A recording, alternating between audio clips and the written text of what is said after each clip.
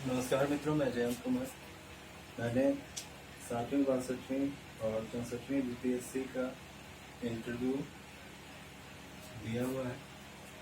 साथ ही 66 जेपीएससी का इंटरव्यू तक भी मैं पहुंचा हूँ।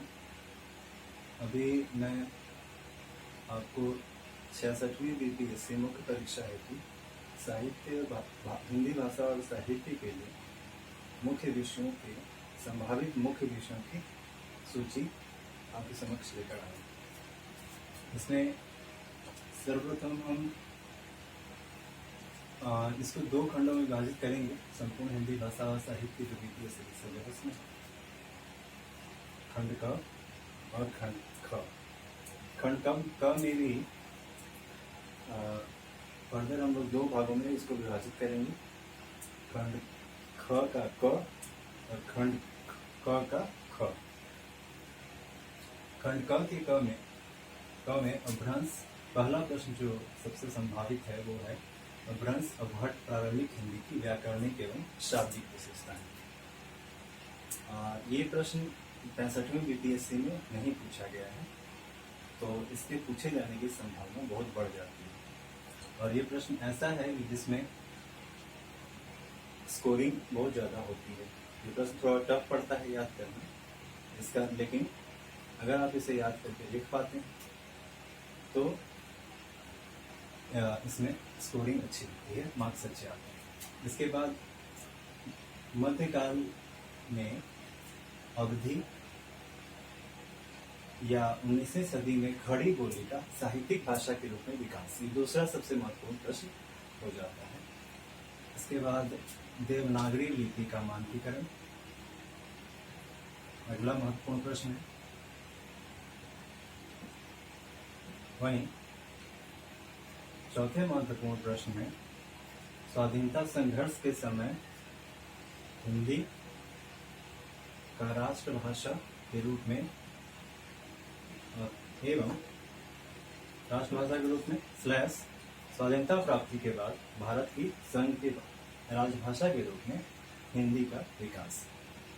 ये प्रश्न भी काफी महत्वपूर्ण है। रिपीटेटिव रूप से कमोबेश हर बार पूछा ही जाता है, या ये आगे है मानक हिंदी की प्रमुख व्याकरणिक संरचना, भी एक महत्वपूर्ण प्रश्न है।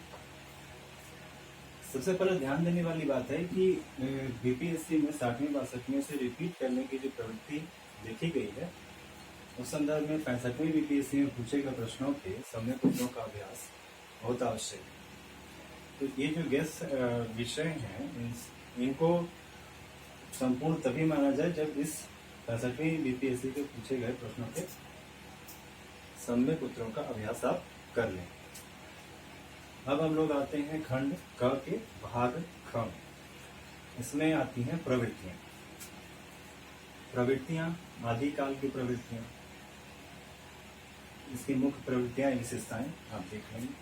उसके बाद भक्ति काल की प्रमुख प्रवृत्तियां और विशेषताएं देख लेंगे। इसमें भक्ति काल थोड़ा सा महत्वपूर्ण प्रश्न टॉपिक हो जाता है, क्योंकि इसमें जो है भक्ति काल का स्थान हिंदी भाषा के साहित्य में बहुत ऊंचा है। तो इसमें कई प्रश्न, करीब 4 प्रश्न जो हैं बहुत महत्वपूर्ण हो जाते हैं। राम काव्य, कृष्ण काव्य, संत काव्य की विशेषताएं और प्रवृत्तियां, ये सारे जो भक्ति काल के समय में ही राम काव्य भी लिखे गए, कृष्ण काव्य और संत काव्य, तो इनकी प्रवृत्तियां भी फ्रीक्वेंटली पूछ ली जाती हैं।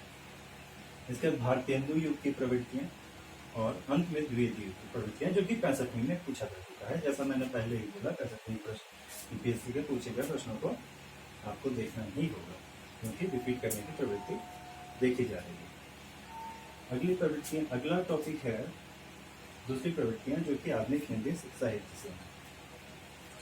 इसमें है छायावाद, रहस्यवाद, प्रगतिवाद, प्रयोगवाद, नई कविता, नई कहानी और कविता। इन सब की प्रवृत्तियां आप देख लेंगे। ये सारी प्रवृत्तियां एक के बाद आती गई एक काल अवधि के कुछ काल अवधि तक छायावाद रही, छायावाद की समाप्ति के जस्ट बाद रहस्यवाद, रहस्यवाद की जस्ट बाद प्रगतिवाद। इस प्रकार से विभिन्न कालों में और क्रमशः बढ़ते हुए समय के अनुसार उन प्रवृत्तियों का आविर्भाव हुआ। तो उनके हिसाब से हमारा भारत का इतिहास भी साथ साथ चलता है। तो उससे लिंक करके आप इनको आसानी से याद कर सकते हैं, इनकी प्रवृत्तियों को। जैसे स्वतंत्रता कालीन, स्वतंत्रता पूर्व इत्यादि। उपन्यास, अगला टॉपिक है उपन्यास एवं यथार्थवाद का आविर्भाव। उसके बाद समालोचना के सिद्धांत और प्रमुख समालोचक, इसको भी देख लेंगे। और पांचवा और अंतिम है निबंध, रेखाचित्र, संस्मरण, जीवनी, आत्मकथा, यात्रा साहित्य, डायरी, वित्तोपार्ज का उद्भव और विकास। तो ये जो छोटे छोटे टॉपिक्स हैं, निबंध, रेखाचित्र आदि, ये नोट्स के रूप में आपसे पूछे जा सकते हैं और इनको मात्र एक बार पढ़ लेने से आपकी समझ में चीजें आ जाती हैं। तो ये कोई बहुत मुश्किल टॉपिक नहीं है। इसके बाद हम लोग खंड ख की ओर आते हैं। इसमें गोदान सर्वप्रथम सबसे महत्वपूर्ण हो जाता है, क्योंकि 65वीं में इसको नहीं पूछा गया है। तो गोदान सर्वप्रमुख हो जा रहा है। इसके बाद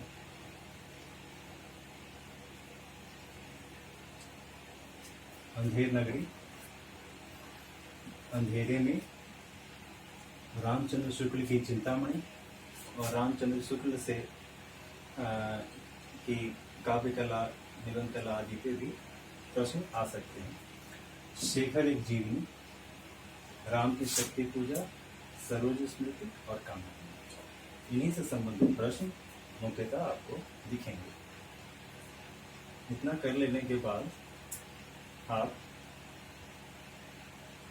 6 ही नहीं बल्कि ज्यादा प्रश्नों के उत्तर देने में सक्षम हो जाएंगे। एक सेफ साइड में आप रहेंगे। धन्यवाद।